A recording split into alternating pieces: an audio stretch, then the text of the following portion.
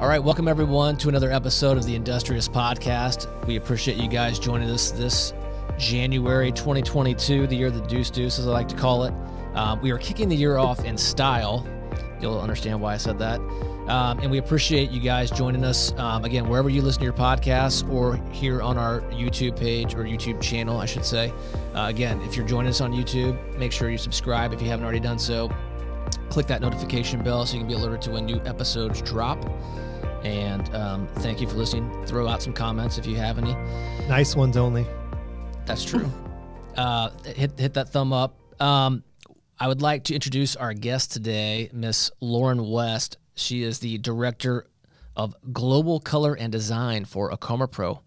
Welcome to the Industrious Podcast. Thank you so much. This is a great opportunity. I'm really happy to be here. Well, we're happy for you to join us.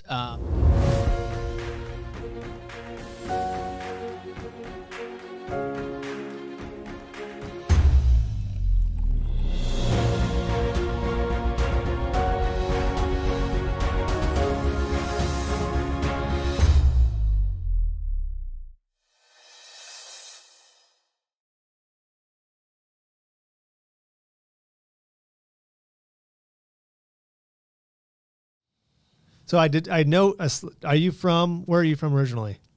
New York.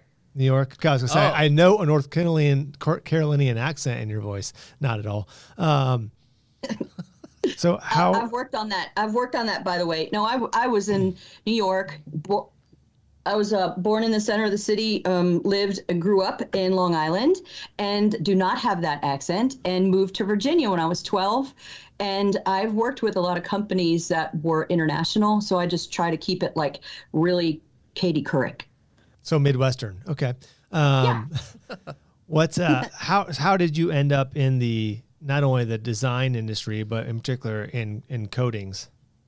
Yeah, that's an interesting conversation. So I went to school, graduated as an interior designer, and quickly got out of school and realized that there were many different facets and different ways to go. And I jumped into furniture immediately. Roanoke, Virginia, Row Furniture was in my backyard, and they were getting ready to go vertical. And that means own their own stores and galleries. And I was a big part of making that happen for them and following the Ethan Allen model. And I just love what the furniture industry brings as far as energy and experience. And it was just an easy fit. So I did that for several other manufacturers and landed with the world's largest leather furniture manufacturer, and they happen to be Italian. And I was working that job for a long time, 15 years. And then there was an industry referral from someone in the coatings industry, and also someone who used coatings for their product development phase in furniture. And that's how I was given the opportunity for my next best step. Honestly, walking into the studio that you can see behind me, angels were singing. I was like, this is exactly what I want to do. And it was a gift. And I've been doing it now for 5 years. And it's like I stepped in there yesterday. I leap out of bed in the morning. It's so exciting to work with the different segments and the different tiers and the distributors and their customers, and really talk to people and engage, inspire. And, you can't know what you don't know. And this is a huge opportunity to get that out there, that, color sells and finishes first.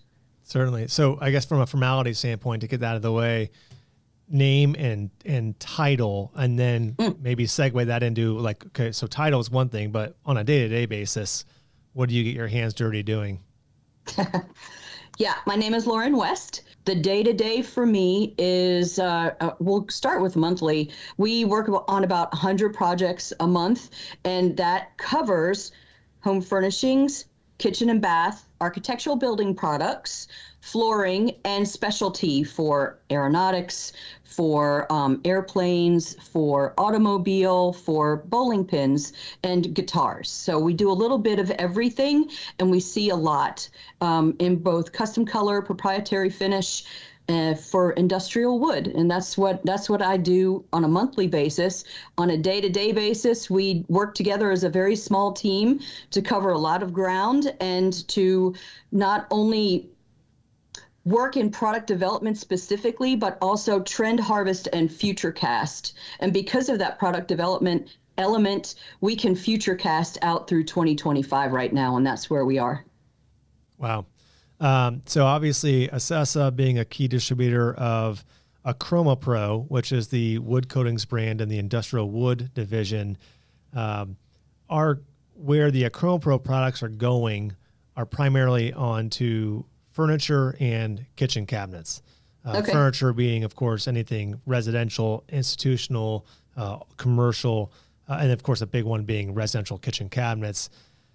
And the trend, and it's really, I don't know if you even call it a trend anymore because it's been so long lasting, is that there's no such thing as a locked in color. Everything is custom. So you mentioned future casting. We have on our table here, cheat sheet, the 2022 color trends from all of the major manufacturers and color groups out there, including AchromaPro / Sherwin-Williams. Your color 2022, officially and or unofficially, what's your go-to? Well, when you're speaking about kitchen and bath, okay, so this is interesting. We always have to apply a methodology, and that's a sound foundation in numbers. So when we actually work with customers, we ask them for their numbers. And what we're trying to mine for when we do that is not only what's great for them, but what does the industry look like as a whole? Because when you do that time and time again, you see industry standards. So for furniture and kitchen and bath, they're both kind of opposite. So furniture is 80% stain and 20% paint. Kitchen and bath is 80% paint and 20% stain right now. But the most fascinating thing about that is they're following each other. And for furniture, right now, bleach blonde and fumed and lighter color woods and washed whites are all over the retail floors. And it's really starting to look very anemic. If you have a very large store and you've got these whitewash finishes, it's very neutral. So what we're seeing is an uptick in color. In kitchen and bath, it's the same exact thing. White, white, and gray. White, white, and gray. So if you've got the right whites and the right gray, which we can help with because we see it all the time. We do about 5 pallet assessments, 6 pallet assessments a month on a daily basis working with furniture. We're located where we are because of the home furnishings industry. And, High Point has that tiny little show every year, which is the world's largest home furnishing show every April and October. So we have those people bumping and rolling with us, 5 appointments in a day with home furnishings, and that's our fastest cycle. So home furnishings is every 6 months we're working on something new. Kitchen and bath has a much longer cycle, like a 5 to 7 year cycle, and we're working with those folks when they come in for an appointment. It's not a daily thing, it's a 2-day thing. So we review their pallet assessment, we see what they have, we see what's working for them. We also apply the industry numbers to that, so we can see, do you have the right whites? Do you have your first white should be 35% of the business. Your second white should be 27% of the business, and it's a softer white. And if you live in the Midwest, you're going to have a warmer gray, where if you live on the coast that have more sun, they like sharp, cooler colors. They're going to have a cool gray. That makes over 50% of your business. If you've got those colors, you're great, and that should give you enough confidence to get into the greens, to get into the blues, just like you guys have in your cheat sheet for your trends. Those 2 colors are living together now. If you don't have the right greens that are segment specific for kitchen and bath, which would be different than the home furnishings industry, you might want to check out of a few of the blues that we know are very important for kitchens, which we know navy was very, very popular there for a little bit. Our color of the year, Evergreen Fog, is a beautiful green neutral that has a gray undertone to it. Yep, and it plays well with every color under the sun. And the great thing about being a part of Sherwin and a part of the stores is we can mine with numbers in mind, and we can tell by region what's going on. So if someone walks in from the Midwest, if someone walks in from Los Angeles or upstate New York, we can actually help them understand speaking logistically with their industry and what the industry is showing us, have you thought about freshening up your green palette? Have you thought about sprucing up your mushrooms palette? You know, gray is moving more brown right now, and it's becoming much warmer. So we're seeing a lot of mushroom colors pop up. And that certainly was the case with our color of the year last year, which was Urbane Bronze, which is a brown gray. Who knew we'd be talking about shrooms on this podcast episode? That's interesting. Right. You make an interesting point in that, so you have these colors of the year, and everybody has, you know, their version. Pantone has their Very Perry, and SW has Evergreen Fog, and Benmore, and all those guys. We don't mention the dirty words. You guys did a really nice job summarizing that too. Thank you. We plagiarized very well. But to your point, like, just because like these are the colors of the year, but I don't think, and correct me if I'm wrong, you know, the entire country is not going to follow that particular trend. I mean, what's popular in California versus here in Indiana versus New York, there's obviously some disparity there. We see it all the time. And in fact, we have some international vendors who will come over and say, well, we were just in California and this is what they're doing. So are you guys doing that here? I'm like, no, we either are ahead of that, not always, not very often, or it certainly we lag behind it. So maybe if they're doing that, or if Europe's doing, you know, XYZ today, maybe in a year or two, then that means it'll start happening here. Just the way it goes. Yeah, absolutely. Having a lot of international experience caused me to, you know, my eyes are way more wide open than they ever were before.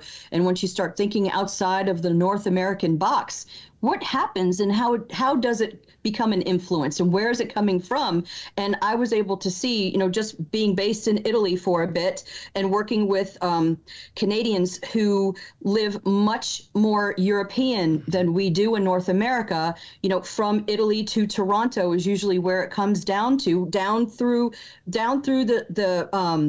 the coasts, and then it moves more towards Middle America. So that's really how we see the trends kind of coming in and peppering what happens, and definitely is driven by the North. And then you've got interpretations of that, and what does that mean for the folks wherever it is that they live, and how can they, you know, color is a solution. Color is something that helps personalization. Not everybody wants a white kitchen, but you could have that really fantastic pop of navy on your island or on your hood. You know, wood hoods right now are super popular and a great place to bring in the accents or the jewelry of the room by using color.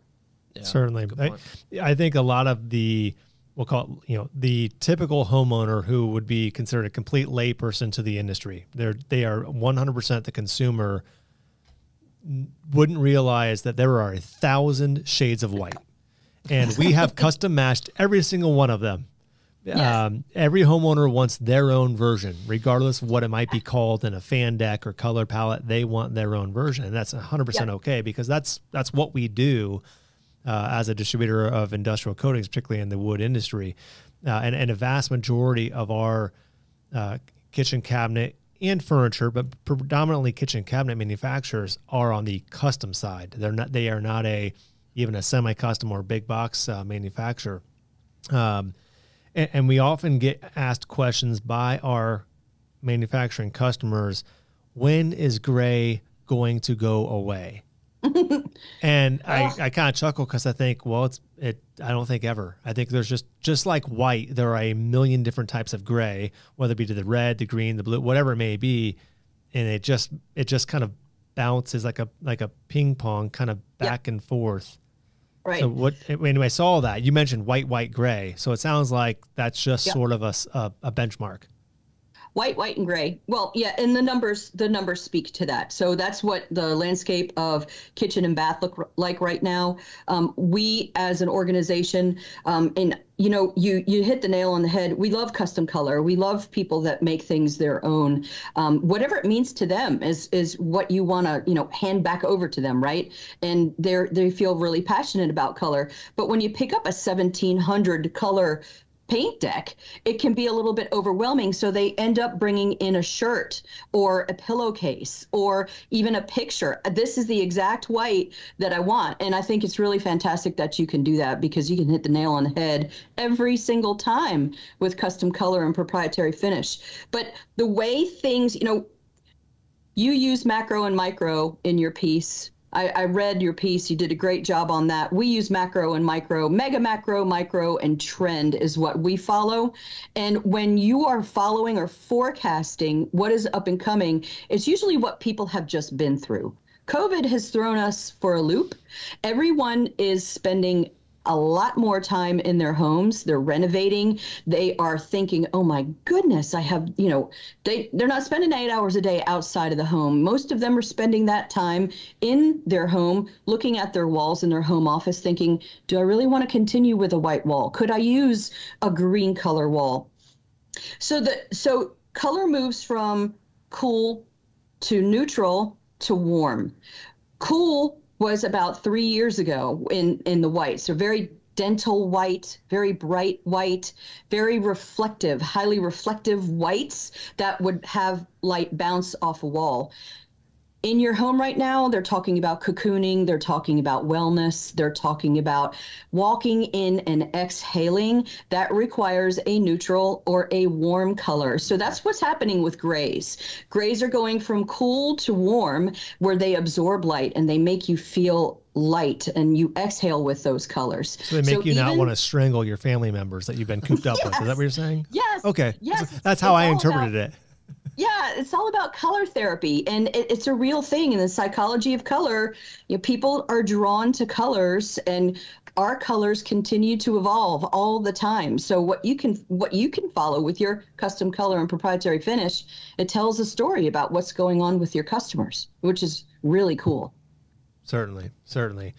And it's interesting to hear you mention the natural tones and the whitewash. I feel like it's if you don't have a color eye, it's challenging, because a few years ago, if I went to the mall and walked through the Restoration Hardware, all I saw was a lot of natural wood tone, where it was a lot of washed out, bleached wood, things like that. And if I walked through today, I may not, if I wasn't really looking for it, I may not pick up on it, because the shift is subtle enough that maybe subconsciously we see it, but you really have to look for it and to make it, to bring it to the forefront, to bring it to your conscious.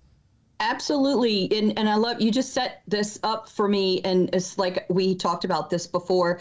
Restoration Hardware is a great example. They're setting trends. They are tremendous influencers in what is going on at retail and what people think is hip, cool, and chic. So you're exactly right. The whitewash, the pickles, the even bleached walnut was popular. It was very popular. It is peaking right now at retail, and where it's moving towards, and you hit the nail on the head. It's all about species. Everybody wants to invest in themselves right now. They want to personalize what they have. So they're moving to very dry, hungry finishes that do nothing but scream the accents and the thumbprints of the species of wood: oak, birch, maple. We're seeing hemlock up and coming. We're seeing hickory become important. We are, oak, between red oak and white oak right now is, it's a cost-driven process. So as you add manufacturers like Restoration Hardware bringing their product development to the forefront, that affects every other category. So you're going to feel their influence in kitchen and bath with the finishes, that the stains that are upcoming and important. And it's all about, having walnut, having oak, having mahogany. It's a story that you can tell. It's easy to share digitally, and it affects people. And some of those species that I've been talking about are investments in whatever Restoration Hardware is going to bring and influence all the other retailers or all the other OEMs or manufacturers. That happens. And then also texture is another topic that we have to cover, and texture and species go hand in hand. And yeah, we love to follow retail at every level, from the higher end mass-produced pieces all the way down to the Sam's and the Costco's and the seasonal merchandise.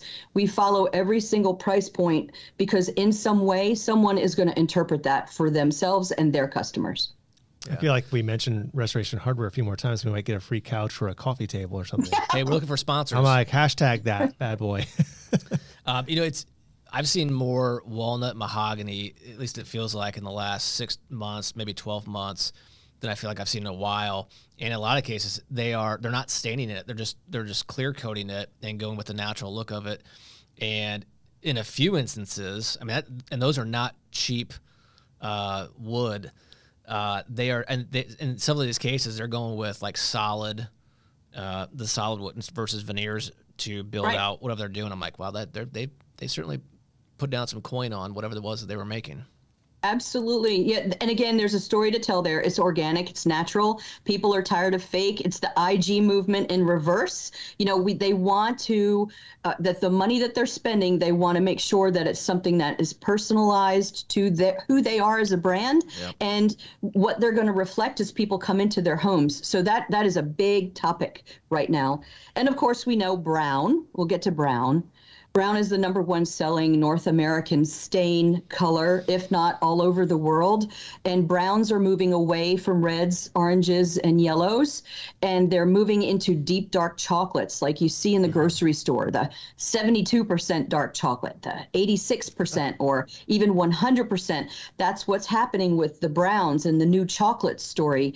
And it's beautiful because if you have heirloom pieces from your parents or your grandparents, and back then it was collections, you can actually go out to places like a Hobby Lobby or, different price points, different things. You can go to Restoration Hardware and buy the piece that represents you, and it will blend with what you have in your home. So there's a lot of that going on as well. But browns they are the fastest shift that I have seen in my time, my 5 years in what I have been doing. When we identified a trend, they are shifting quickly, like overnight, to these dark chocolates that represent nostalgia for people, but in a new way. Interesting. Yeah, you made a comment about it's almost like if you wanted to predict call it the near-term future, you can predict that by seeing what's happening right now. Yes. And we, from our position of being a supplier, we see that today and in the near past with not only just the colors, both paint colors and stain colors, but also or as Vince mentioned, substrates, but also sheens. Are we talking, how much lower in sheen can we go? Are we talking about are we talking about a full finish, traditional kitchen cabinet type of finish? Or are we talking about open grain where the consumer or the homeowner says, I want it to feel like complete raw wood or weathered like a barn wood, but I want the protection of a finish on there. I just don't want you to feel it or see it. So it's just, I guess without getting too far into the word special effects, what else do you kind of feel like is coming down the pike from that aspect? That might be sort of on the fringe, if you will. Right. Well, you're exactly right. That barely there finish, coatings companies don't like to hear that, but there are steps, when you finish something, there are steps to take to ensure wearability and durability of that piece. So let's pretend it's going to be a nightstand. You want it to look naked. You want it to look like it has been kissed with protection, right? But you're going to do a 7-step process on that actually ensures that nightstand can handle a red wine ring or a sweaty water glass and not have it become an after sales issue. There are steps that you can take in the way that you treat that wood, where it's going to become a part of that wood rather than sitting on top of that wood. And there are technologies and innovations that are out there that will allow for that look to happen. And it's because it's being asked for. And it's actually being asked for in kitchens as well. If you think about a butcher block top, what do you do in the kitchen? That butcher block top the wood has to be inherently antimicrobial, right? Antibacterial also. So there are synthetic ways to also achieve that sort of productivity of what you expect the piece to do. Sure. Yeah. Speaking of technology, so stepping away a little bit from color or gloss or sheen level, and we look at technology of coatings, whether it be different types of solvent-based coatings or moving into water, what are you seeing coming through the design center?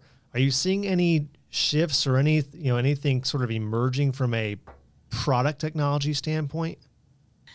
This is an interesting question because we're cross-divisional as far as color command goes, and we color people within our divisions, we all get together once a month and we share what's working.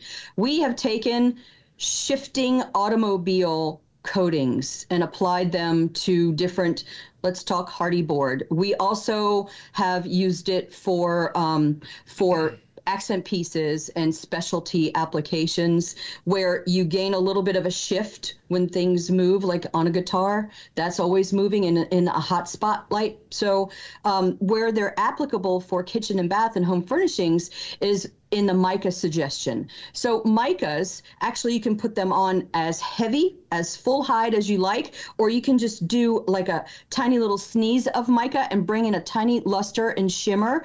And we know that luxury right now, as far as shimmer goes, not sheen yet, but as far as shimmer goes, is very intriguing to people. Just a hint of what you didn't think would be expected is where that's at right now. And then metallics are very, very popular. All metallics are super popular right now as accents as well. So sheen, we have seen it go barely there. We have seen it be less than 3. What we are hearing now and what's being asked for is sheen is a perception of luxury, and it's going from, let's say, 15-20 in the home furnishing segment and kitchen and bath to 20-25.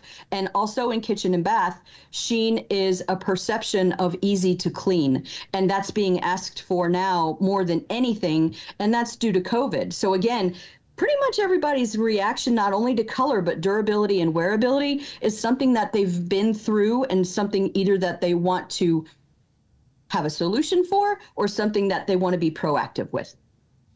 Yeah. I look forward to seeing your metallic kitchen. That's gonna be cool. we are, I mean, we just like bedazzled. We do distribute metal coatings for various building product purposes, and we've been doing metallic coatings in that field for a long time. Right. And over the last couple of years, but even more so recently, we've been getting more and more demand for metallic coatings, whether it be, you kind of mentioned mica versus metallic. In our world, we would just say metallic is just a function of how metallic of an effect do you want. Exactly. Do you want a more of a slight pearl effect, or do you want a true metal look? And where we're seeing it is either on those smaller accent pieces, whether it be in furniture or in kitchen cabinetry, where that accent cabinetry is going to be almost more like a furniture piece within the kitchen. Yep. Or actually, you mentioned earlier wood hoods, vent hoods. Instead of having a metal fabricated hood, which is very common, the kitchen cabinet manufacturer actually fabricating it out of wood, but then using a metallic coating to simulate a stainless or a gold or a some sort of black, whatever it may be. Right. We're seeing a lot more of, and not a lot meaning a high number, but certainly a lot more relative to what we would have seen 5 years ago. Right. Yeah. And the really great thing about following 5 segments is they all touch. They all speak to each other. Color harmony is a hot topic right now, from the front door to the back patio. Shutters and doors are becoming a direct extension of people's personalities as far as color goes. And it's changing the landscape of what's going on in architecture, to speak of, in all types of residential contract spaces, hospitality, wayfinding for huge monolithic installations. It's a lot about solutions, and it's also a lot about doing something that other people haven't done. And it can be done now because the innovations and the technologies of what we have at our fingertips, especially for wood. Gosh, the sky's the limit. People just need to dream out loud, and we can try to figure out how to make it happen. Because seems like all the chemicals and all of the applications that are available right now, you can really take folks much farther than we've ever been able to before. So, is there anything that we missed that you would want to share in terms of like growing up, and or what kind of other jobs that kind of then pointed you in the direction of where you're at now? Well, I knew what I wanted to be when I was 7 years old, sitting at the kitchen table, ripping up a Sears and Roebuck catalog and merchandising it by categories. So I've always known, it's always been fun to learn how to dress a room. And it's always been fun to merchandise and be an influence with retailers who were doing things well on the cusp of doing something new and following others. My whole entire career, over 30 years, has been coming up with solutions and, just being in the fashion of home business. And now I've stepped into a role that's got angels singing for me. And I feel very lucky to be able to do this and to support folks like yourselves and your customers in understanding, you can't know what you don't know. And we want to share the message. Color sells. Color is therapeutic. Color is something that expresses style and your own personality. And I absolutely love what I do. Fantastic. Well, we always say, and granted, we're biased because we're on the coating side, but right. what the homeowner touches, feels, and sees is predominantly the finish and the associated color.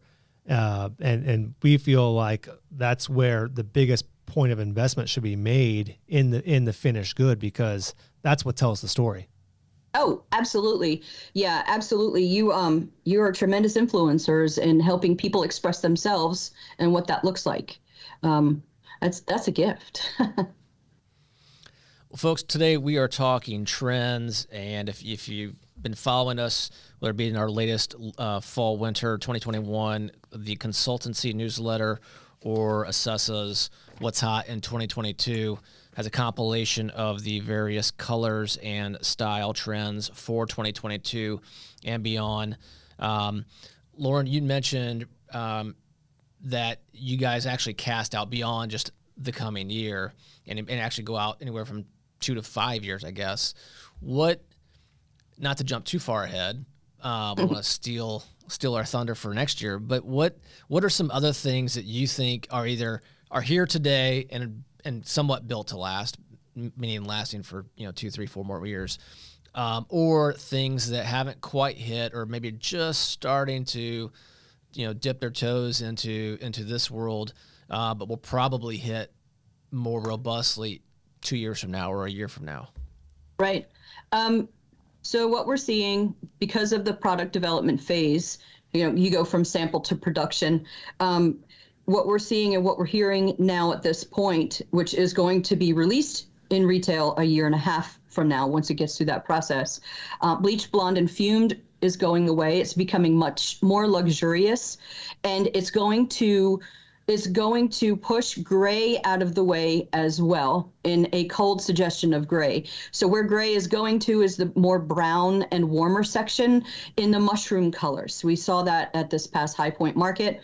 We're getting ready to go to KBIS. We expect to see it there. We did go to NeoCon and we saw mushroom on fabrics. When fabrics are released, they tell a big story. So we always follow fabrics as well, because soft cover is a quicker rotating segment than case goods. So usually fabrics emerge the colors. Blue and greens are living together. Mushroom is the new form of gray. It's much more easy to live with.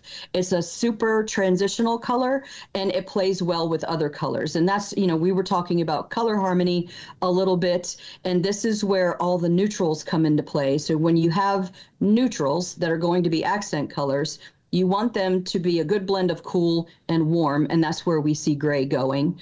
We also see shimmer. We see sheen on the horizon. We know that sheen got all the way down to the barely there finishes. That's not going to go away. The topic of investment in yourself, whether it's residential, contract, or hospitality, those things are blending, they're merging. You go on a staycation, you come home and you want to have that spa room or the bathroom, that spectacular experience that you had in the hotel when you were making those great memories when you were on holiday. Well, the same thing is going on in large spaces, especially in hospitality, boutique hotels. They want you to walk in and feel immediately cozy, like the Grand Bohemian as an example. Everybody can Google that. It's a boutique hotel that's very very rich in fabrics and colors and very moody, and it just feels like a warm hug or a great sweater. So all of these things are starting to blend and merge, and it's all about how color makes people feel.